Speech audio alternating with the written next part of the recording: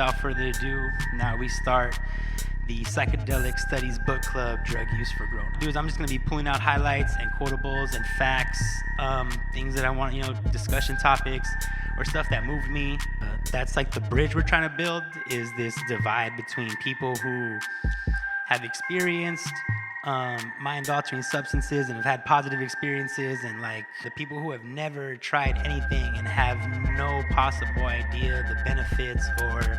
And that's the thing, this is all about adults, grown-ups, pursuing happiness, and as autonomous individuals being able to make the choice to use drugs. And so it's not like a let's get everybody high kind of thing. It's more like a conversation on, we should be able to do this if we want to. The same way that people are able to drink, the same way that people are able to get prescription drugs. This should be another option for us. And what's up, everybody? How y'all doing? I'm just checking how I look right now. I'm not rolling my eyes at you. A little bit of housekeeping if you like the gear. You want to also be rocking a matching hoodie and beanie, or just individual pieces of this merch. You can buy all of this stuff on mupclan.shopify.com, or go to our Spotify, and the store is linked right there. So check us out on Spotify, Mupclan. Listen to our songs, add us to your playlists, and if you're feeling it, buy some merch. Look, it's not just some basic. It's got shit everywhere. Nope, not there. All right. So I recently had a conversation with my consultant, shout out Nora, about how I'm not streaming and I'm not on Twitch. And I kind of had a breakthrough that a lot of the stuff I want to do on Twitch is super heady and academic and supposed to be intellectual, and I really want to I'm trying to do a book club where I'm actually taking notes and reading a book, and I want to do a Naruto watch party where I'm actually breaking down all the deeper themes that Naruto taught me as a kid, and I want to do this psychedelic studies where I'm covering articles and being a journalist and breaking down. It's really just my attempt to stay sharp academically, right? And it's been hindering me, because none of that stuff has been getting done, because I've been thinking about how I want to execute it and make sure that it's done right and done well and all this stuff. So she told me to just start. So I'm just going to start. I've been talking about this book club for I'm a year now, more, going on 2 years now. I've been talking about this book club that I've been wanting to do on this book right here, Drug Use for Grown-Ups, Chasing Liberty in the Land of Fear by Dr. Carl Hart. And if you're tuning in on Instagram, jump over to Twitch, because that's where the interaction is going to be happening. So I got my IG over here, but I'm really talking to Twitch. So Twitch, you're getting the full experience. Don't demonetize me. I'm so funny. Anyway, Drug Use for Grown-Ups, Dr. Carl Hart. I haven't read the full book. I literally bought it with the intention of reading it. And as times went on, I wanted to do a book club because I read the prologue and the first chapter, and I was like, yo, this is really interesting. And obviously, I've heard Dr. Carl Hart on multiple podcasts, when Joe Rogan was still in my queue and I was still fucking with everything he said. He introduced me to so many people, and that's one thing that, you can never take away from Joe Rogan. He definitely introduced so many ideas to so many people. But yeah, I got introduced to him through Joe Rogan, heard him on multiple podcasts, listened to his talks, and honestly, I started reading the book, and just from the first prologue and chat, I was taken away, taken aback, blown away. I put those two together. Anyway, so yeah, I've been planning this book club. I wanted to make it, it originated during the podcast when we were really consistent with the podcast. It originated there as an idea to there's something that I wanted to add to the podcast, supplement, a side segment. Obviously, the Up clan has completely fallen off of our podcasting game, but we're this is still something that we love to do. It was completely game changer for us during the pandemic. We were able to really connect with our fans and show a different side of ourselves, and even obviously create content, which is the name of the game now. So that's all coming back. We're planning it. It's working out. We have guests that we want to have come on. Obviously, I DJ'd on Twitch last night. I don't know how many of you tuned into that. It's not my best set. I'm planning to do it again. So come back for that. But yeah, today, Psychedelic Studies, I'm going to just do my book club. I've never done a book club before. I have never even really been part of a book club, except another podcast-style book club. What up? How y'all doing? Sneaky. Go over to Twitch. I'm talking to Twitch. Jump to Twitch. So I should have put that in the comment. I'm learning. We're all learning. So yeah, I'm just gonna start. And if you have any freaking ideas or suggestions or ways that I should do this book club better, I'm totally down for it. There is a Discord going on that we created. The Up clan created a Discord. So Discord is a place where this book club is also going to live. I'm reading right now from a Google Doc that I created that is accessible to anybody in the Discord. So if you're watching this in the future, look out for the link. It'll be in the description somewhere on YouTube or on Twitch, so that you can jump into our Discord. But yeah, so here we go. Without further ado, now we start the Psychedelic Studies Book Club, Drug Use for Grown-Ups. So just straight goal purpose, to understand the author's position in each chapter and how it relates to educating the general public and ending the stigma around drug use. Reflect on and compare our own personal experiences in relation to or within the context of the chapter we are covering, and that's what's going to be happening in Discord and on the Google Doc. And then what I'm going to do is I'm just going to be pulling out highlights and quotables and facts, things that I want, discussion topics or stuff that moved me. And I'm asking the same. This is all in the Google Doc. So anybody who joins the book club and watches and jumps into the doc will have this prompt as well. Anything that moved you, and discuss and make accessible the positive impacts drugs have had in our lives, experiences, relationships, and general well-being to those who have not had these experiences. And I think that's kind of the bridge we're trying to build, is this divide between people who have experienced mind-altering substances and have had positive experiences, and we're trying to get other people to understand that they exist and they're out there, and the people who have never tried anything and have no possible idea of the benefits, or they see no benefit, they want no benefit. There's this whole wide spectrum of reasons why people don't do things. And again, this is all about autonomy. Straight up the author's note, which is continuing on in the doc.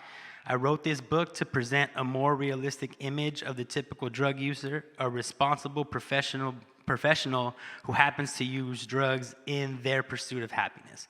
And that's the thing. This is all about adults, grown-ups, pursuing happiness, and as autonomous individuals being able to make the choice to use drugs, and that's kind of where we're at, right? So it's not like a let's get everybody high kind of thing. It's more like a conversation on, we should be able to do this if we want to, the same way that people are able to drink, the same way that people are able to get prescription drugs.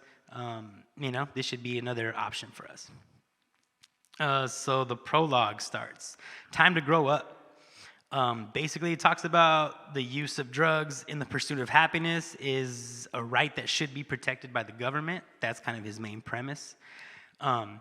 and he starts to outline his whole kind of background and like the way he makes himself legitimate. You know, like he started doing drug research in 1999, where he had to administer crack, cocaine, marijuana, meth, and study the side effects.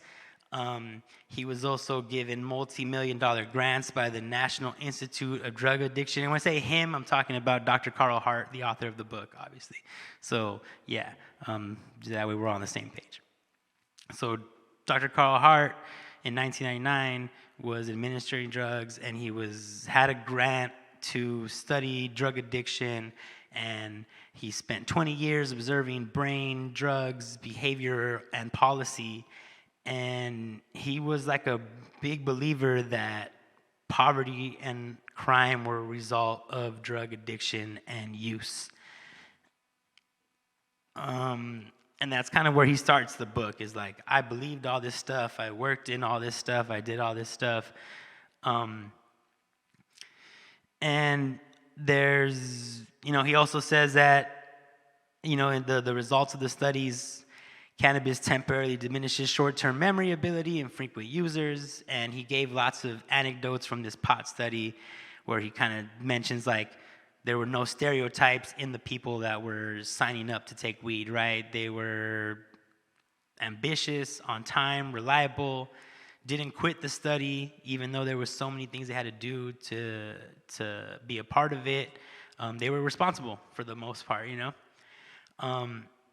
And this is all marijuana, right? So 33 states, Guam and Puerto Rico and Washington, D.C. allow cannabis in some form, but there's still like 500,000 arrests for possession of cannabis. And the book kind of does this throughout the thing where he's like giving anecdotal, and then he's using data, and he's putting in like, and he's actually giving you the notes, right? Like where you can go and look up the studies. So it's all footnoted. The book is all footnoted. So when he says that there was weed research, you know, when he's giving these numbers, it's actually from data. But then he's also giving you his own anecdotal, like, which I think is cool, because it's like, I walked in this path and I did these things, and at the same time, here's the data that was like correlating to why this is bullshit, right?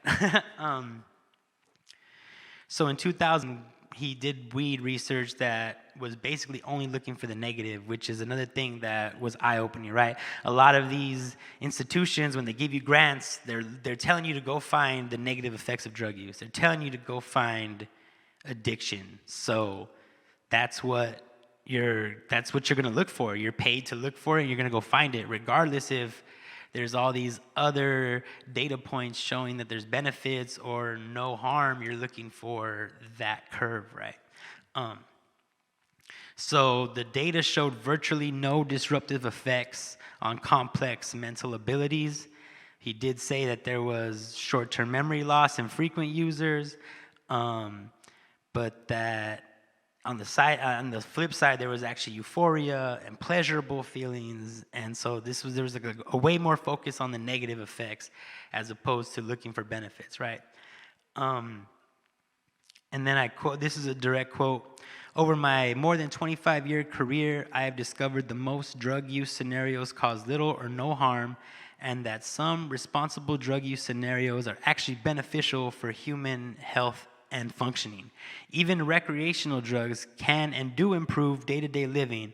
Several large research studies shown that moderate alcohol consumption, for example, is associated with decreased risk of stroke and heart disease, the top killers in the United States each year."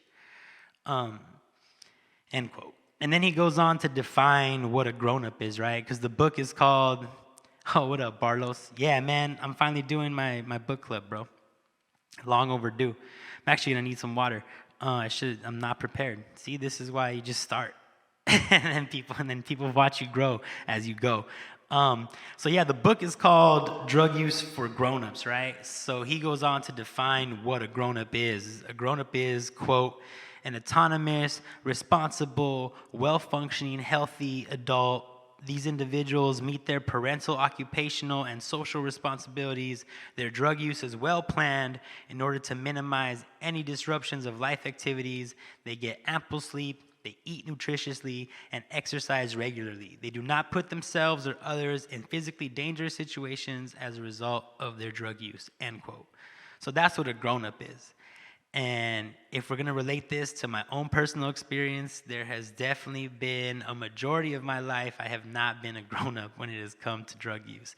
And I think even now, I think it's fair to say, even as a quote-unquote adult, how many times has someone called in off of work because they're hungover or still partying from the night before, you know? I don't know if that happens in your friend group, but that definitely happens to me and my friend group.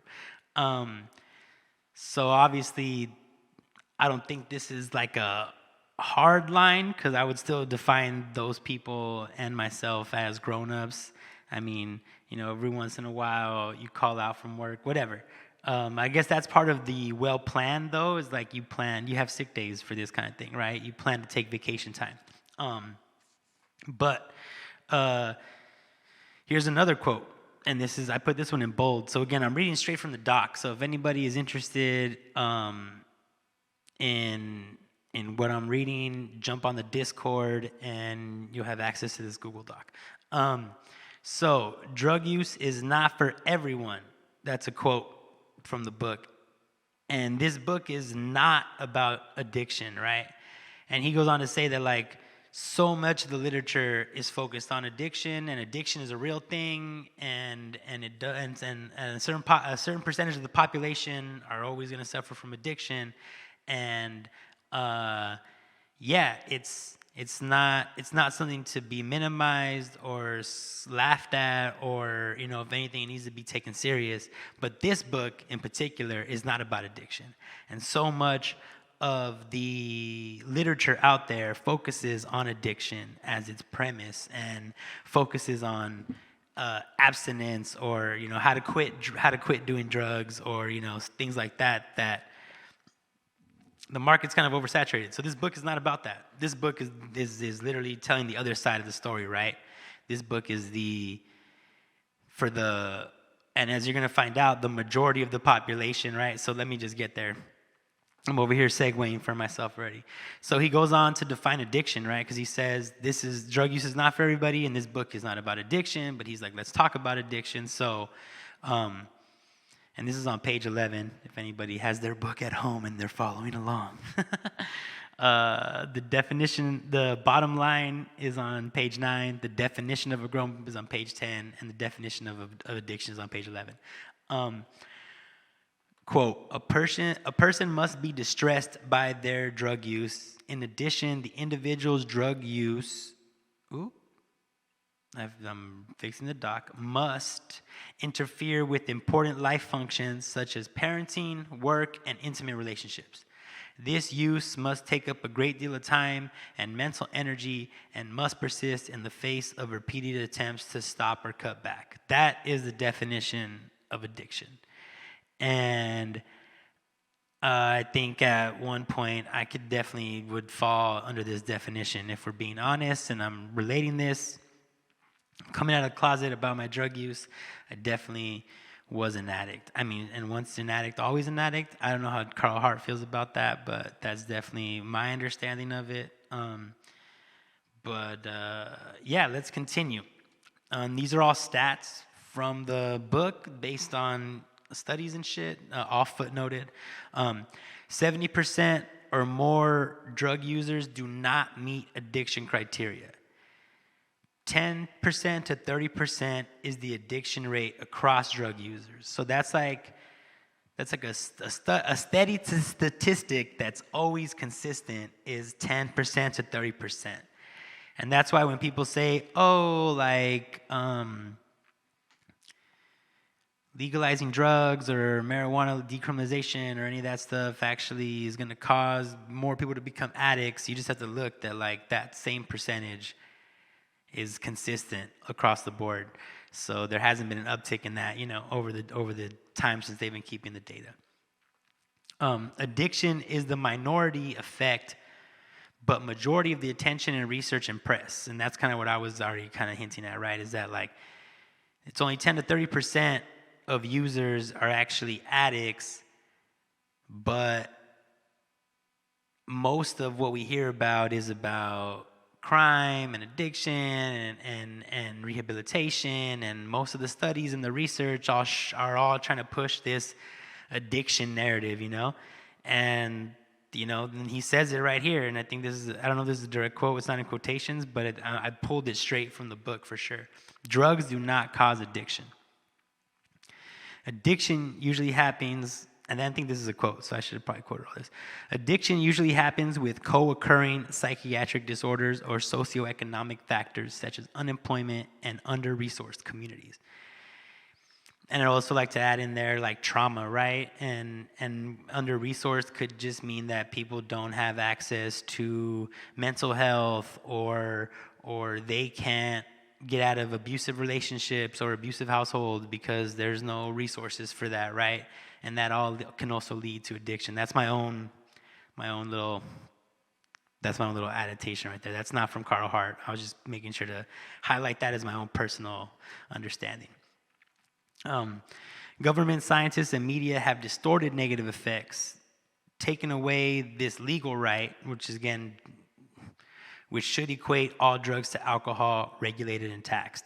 So like legally, if this was just a legal issue and not some societal moral panic issue, we would just treat it like alcohol, right? And there would be revenue from it. It would be clean. We would be able to have percentages and know the ingredients.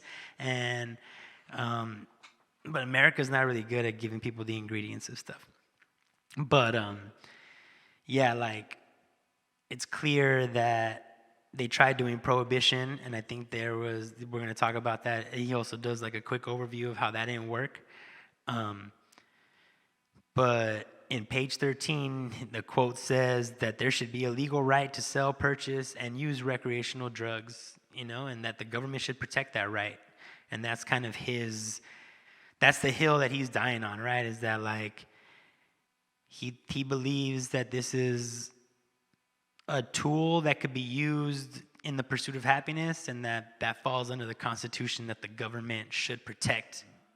On page 13, he says there should be a, quote, legal right to sell, purchase, and use recreational drugs.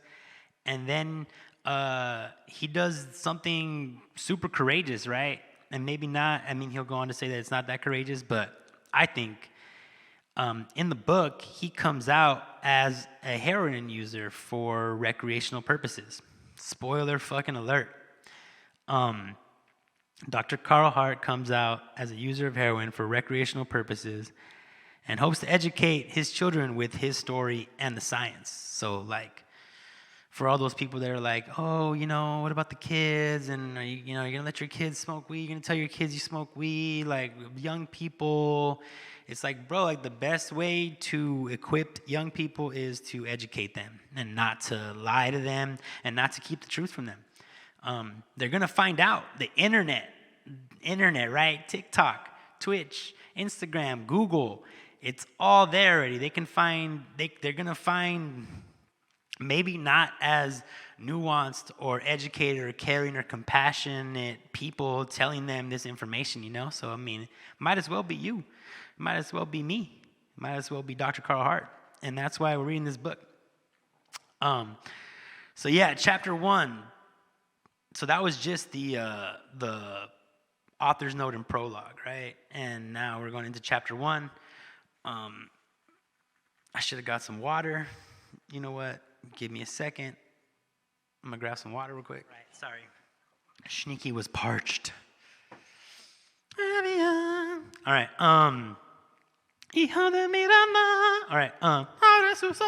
Okay, I'm back. Chapter 1, the war on us, how we got into this mess. So he goes on to just state he gives us some raw facts, right? $35 billion a year on the war on drugs. Drugs are still around and more available than in 1981 when the budget was $1.5 billion. And each year, tens of thousands of Americans die from drug-related overdose. So we've been pouring this money into it. Not shit's changed. More money, more drugs, more people dying. Or the same people dying, I guess. I guess we'll get into that. And there's a lot of reasons he goes on to why this budget continues to exist and why the war on drugs continues to exist, law enforcement, prisons, drug treatment and testing facilities, the prison industrial complex, and local white economies where prisons are built. And he says white economies, and then he goes on to give specific examples in New York and Pennsylvania that can be found on page 20, but they're kind of like, it's a lot of information, I think, to cover like this. I think, in the spirit of book club, like read the book, really go get it and read these examples. But I mean, basically, you have white communities that are profiting off of locking up and criminalizing people of color, and that through the mechanism which we call the drug war, Then he goes on to talk about crack in the 80s, perception versus reality. Media said black drug dealers sold to white users. However, the data shows people usually buy within their race. White people buy from white people. Black people buy from black people. That's what the data shows. In 1992, 90% of people sentenced under the new crack powder laws were black. And the white populations were met with PSAs, public service announcement about addiction as a disease. So you had black people being portrayed as the criminal drug dealer, and they were getting arrested, while white people who were using at the same rate and buying their drugs from their white friends were getting the media saying, oh, this is a disease, and addiction is a disease, and like the more compassionate look while they're locking up fucking black people. So, that was in the 80s, and he said he basically goes on to point out how the same thing happened in the 60s with heroin. Black and Latinos were imprisoned while addiction clinics were created for white Vietnam veterans. On page 26, he defines racism. Action, and this is his definition, action that results in disproportionately unjust or unfair treatment of persons from a specific racial group. Malicious intent is not required. Treatment is just unjust or unfair, and that injustice is disproportionately experienced by at least one racial group, end quote. In his example, quote, black people are much more likely than their white counterparts to be arrested for drugs, even though both groups use and sell drugs at similar rates, end quote. So that's, again, another hard statistical fact, also backed up by his own personal experience that he saw throughout the 60s and 80s and that he witnessed, right, and that his research was based on. A focus on acts and not motives. So that's kind of like, that continues his discussion on racism, right? Like, is the act racist, regardless if the people who were making it happen were racist or had racist white supremacy? He kind of like sidesteps that whole thing. He's like, I don't care if people are white supremacists or if people are racist, or if people are not white supremacists and people are not racist. The actions themselves, regardless of those personal motives, were racist, In the Declaration of Independence, defends the right to use drugs in the pursuit of happiness. And then he talks about how, like, back in the day, opium, Coca-Cola, which is cocaine, were all available as feel-good remedies. He says Thomas Jefferson used opium, and then he goes on to say, I know Thomas Jefferson was a slave owner, whatever. And then there's this whole, like, connection between drugs and race, right? Like, Chinese were discriminated against for opium. Black people were discriminated against for cocaine use, even though white people were using these drugs as well. And there was a media exaggeration that helped get laws passed to target these racial groups, while white and affluent could still get drugs from their doctor, right? So even after they criminalized it, like, you couldn't get cocaine over the counter, but you can go get cocaine prescribed from your doctor still, right? Like, as a fucking feel-good remedy, right? And then he goes on to say that the 1914 Harrison Act was the first federal drug law that did not explicitly ban prohibition. And then in 1918, there was full-on alcohol prohibition. And we all know how that ended, because you can literally go into any bar or store and buy alcohol if you're over age, right? So that didn't last, which is pretty much why pretty sure this prohibition we have right now, we're already seeing it ending, right? Which is why I do psychedelic studies in the first place. Research, decriminalization, legalization, and all the ways that it's starting to benefit societies, and we're seeing it. We're seeing it firsthand in action, so. I think future societies are going to look back on us the way that we look back on the prohibition and be like, dude, how did they think that people weren't going to be able to do drugs? Like, of course people were going to keep doing it. Of course crime was created when you criminalized everything. That's literally how crime happens, by creating laws, right? There were no laws before. There were no criminals before. Okay, sorry, I was going on a tangent. So then he brings it to today, right? The current opioid crisis. It stems from cultural, societal, environmental factors that are playing out in the context of a drug war based on draconian drug laws. So it's the same thing that we saw in the 60s, same thing that we saw in the 80s. It's happening now. They're blowing it out of proportion, and for white people, it's a opioid crisis, addiction, epidemic, and for people of color, it's, just based on crime and cartels and drug dealers and rapists and all that, right? That's the narrative. So then he says, let's talk about overdose, right? So overdose happens because that's kind of what the whole opioid crisis is about. It's like, oh my God, all these people are ODing. White people are ODing on opioids, and that's a crisis. Now we're in a crisis, right? And he basically goes on to say, overdose happens because there's a contaminated or mixing with other downers such as alcohol.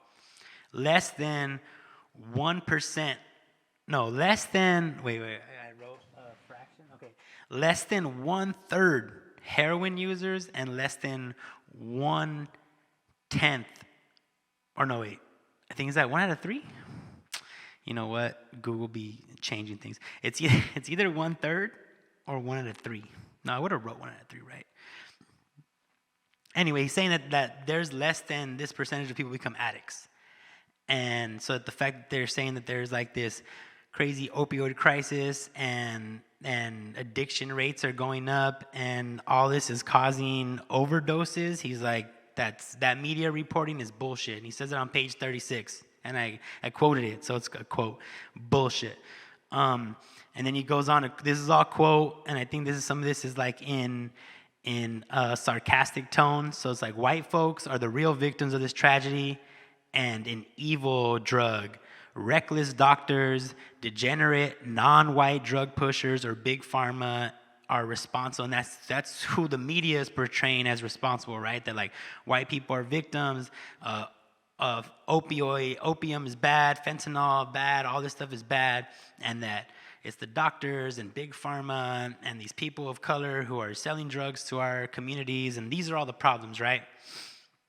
And politicians and law enforcement are actually starting to come around and realizing this is, kind of seeing the writing on the wall, and they're actually pushing for treatment over arrest. And a lot of that has to do that, like, prisons are overpacked, right? We're one of the biggest jailing countries. We are the largest jailer in the world, and like overpacked, and budgets are getting cut.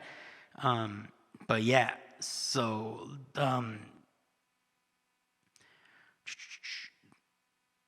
but now they're even trying to level murder charges against drug dealers for overdoses.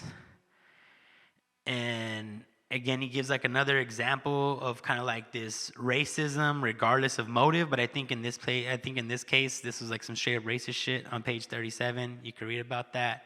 And he kind of continues with the data, right? 80% of convicted heroin dealers are black and Latino, even though most heroin sellers are white.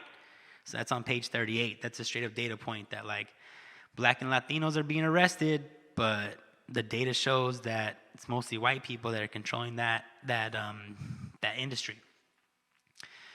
And then he kind of goes into his own personal, and he kind of wraps it up, right? So this chapter was about how we got into this mess, the drug war, and kind of how, you have these politicians and these law enforcement agencies, and they kind of benefit from locking up these white communities and how the media, through every era, 60s, the 80s, the 90s, and now it's like, it's always kind of like these black and brown people are selling drugs and white people are dying, and it's nothing new really. And I think that's kind of like, that was the point of this chapter, was to realize that like this shit is not new. It's been happening. They've been doing it to us. And again, this is like, he ends with this anecdotal story of how he's on a train and everybody's kind of drinking on the train to a game. And I've been on the Amtrak when people are using it to get to an Angel game. I know exactly what he's talking about. People are they have their plastic red Solo cups. They're fucked up. They're loud. And he's just like, I think someone offered him a drink, and he's like, nah, man, like that's not my drug of choice. But he can't just pull out heroin and shoot up on the train, right? And he's just kind of thinking like how un-American this whole thing is, like that this country that's supposed to be about freedom and protecting freedoms are actually like jailing and imprisoning people. And I mean, it's nothing new. Like, we are all aware of the racism in the country, but I think in the context, like, my personal goal is to, you look at my Instagram bio, my marketing now, the stuff that I've been working on with Nora. The reason why I'm leaning so hard into all this is like, I'm really trying to end stigmas around drug use, and I'm trying to like really be a force that, is part of that whole ending the drug war and freeing up those resources to go to places that our society really needs them, especially like this new wave of psychedelic healing that's coming around with like the decriminalization and legalization of mushrooms and ketamine clinics and all of this like real cool and exciting stuff that I've covered on psychedelic studies in the past, and that I continue to cover, that I will continue to cover in the future. That we could be pouring resources into that, and that could be changing lives, and that could be changing communities, and that could really be, lowering crime and giving people hope, and there could be a whole shift in how we do things, and I want to be part of that shift. And Carl Hart, I think he's one of those, the reason why he came out as a heroin user, and the reason why he's so vocal about this, because like he has tenure now. He's been doing, like I said, he's been doing drug research since the 90s. He's had grants, he's taught classes, he's published, papers and studies. So like at this point, he feels like he's in a place where he's good. He's not gonna lose his job. No one's gonna take his paycheck. No one's gonna try to like lock him up. Even though he does talk about how, the fact that he has dreadlocks and shit, like he still gets discriminated against, even though he's an author and a professor and a doctor and all these things. But yeah, like that's one of the reasons why he is being so vocal, because he feels like he isn't in that position of privilege, And I feel the same way. Like, I think a lot of my personal experiences are not different from a lot of the people in my neighborhood, but like a lot of people in my neighborhood didn't have my mom to like bail them out. And I'm not talking about literally, because she never bailed me out of jail, but I'm talking about like being able to like, fucking go to jail and not have a job or lose a job or not have to worry about, or, having to make payments on something and not having the money and knowing that the money's there, or just having people that are not going to kick you out of the house and can afford to have you live there and survive off of them, Like I had that safety net where other people might have ended up on the streets or ended up having to do more criminal activity to cover that, get caught in this like endless feedback loop where they're back, in and out of jail, or with the wrong crowd, or having to move, right? Like having to go somewhere else and, be isolated and falling into addiction that way, just because, you're isolated and you're poor and you see no hope and life is bleak and you work this dead end job and the only thing that you get any kind of comfort out of is that next hit, like, and I'm lucky that I didn't have to have that experience, right? Like I had a safety net and a community of friends and family who, when shit got hard, like, I had people I could call and people to lend me money or people that would give me work, let me work, like not even like handouts and charities, but like someone who would book me for something or someone who would like toss me money to drive them somewhere, like I had like this perfect storm of support and love and community that kept me from maybe going down a darker path, even though I, made all kinds of mistakes and experimented with all kinds of different things and put myself in, physically dangerous situations, even though I was an addict at some point. Like, I feel like, yeah, and even I did end up in jail at one point, and that wasn't, I still had a support system after that, which was able to keep me from going down darker paths. And I'm in a place now where, I don't have it all figured out. I'm not super rich. I have all the same struggles. No, that's fucking bullshit. I have all my own personal struggles with finances and personal life and my own goals that I'm trying to achieve and things that, failures or coming up short. But I've gotten to a place where I know that I'll always have an ability to make money. Like I'm a lifelong learner, lifelong earner.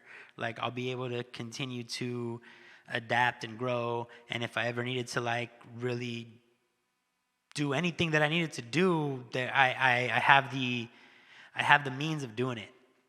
And that's never going to be taken away from me because of me coming out saying that, I used to be a drug addict, or I am a drug addict, or that I spent some time in jail, or that I made bad decisions, right? Like the people who know me and who have stuck with me, who continue to hire me, this is not going to jeopardize my work with them. You know what I mean? If anything, that whole overcoming and story of that whole arc makes me actually more valuable of a partner and more of an expert in my field, as it were, in this psychedelic realm when we're talking about our own personal experiences. Makes me more viable, and honestly, like Earn Your Leisure, been listening to them a lot lately. They had Tabitha Brown on, and she was kind of saying the same thing about the way she talks about God. People telling her like, don't talk about God, you might lose out on partnerships, and she's like, I'm gonna just talk about it more then, because those people are not for me. Those are not my people, And so, like, I think if anybody at this point in my life and my career, I think, like, if I lose opportunities because I'm talking about my personal experiences and something that I believe in, I really believe that psychedelics are going to change the world, that they have been changing the world, that since ancient times to current tech era to the future, the past, the present, like they've always been around influencing, and I think it's just becoming way more mainstream now in a way that it should have been, in a way that it used to be, in pre-times. But I really believe in this, and I believe in this platform and the way to communicate, like I think that podcasting and conversations and me just being able to do what I'm doing right now is like, I think this is my strong suit. Like, I love to talk, I love expanding on ideas. I love trying to like grapple with things and put them into words, that's why I'm a rapper. Like I love putting my own personal experiences and my life into words and songs, and I'm hoping to do that with this knowledge as well, with this information. So this was the prologue, author's note prologue in chapter 1, as well as kind of like the goals and purpose, and all this stuff that I was reading from that I have right here in front of me can be found on the Google Doc. That's all in the Discord. I'm gonna get cracking on chapter 2 and 3, and my plan is every time I come on here, I'm gonna be doing 2 chapters. If that ends up being a lot, then I'll probably just make it 1 chapter. But because the day felt like a lot. I had a camera die, I had to take a water break. Like, yeah, I was not prepared. It was a lot. But I did it. Nora, if you're watching, I did it. So yeah, this concludes my Psychedelic Studies book club as we cover Drug Use for Grown-Ups, Chasing Liberty in the Land of Fear by Dr. Carl Hart. Buy the book. If you dug it, if you dug how we started this, if you have any suggestions, if you hated it, let me know. Drop a comment. Send me a DM. Let me know how I can get better, because I really want to do this, and I want it to be interesting and engaging, entertaining, and sometimes I'm not enough. I know that. I know this. I know sometimes I'm not enough, and sometimes I'm too much. So let me know if this is just too much or not enough. SHNEAKY out.